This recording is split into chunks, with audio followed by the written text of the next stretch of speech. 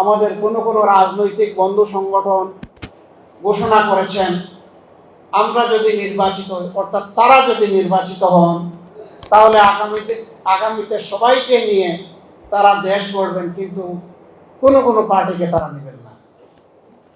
আমরা তাদেরকে সুসংবাদ দিচ্ছি, আমরা জাতিকে সুসংবাদ দিচ্ছি, যেই জাতি একটা ঐক্যবদ্ধ জাতি চায়।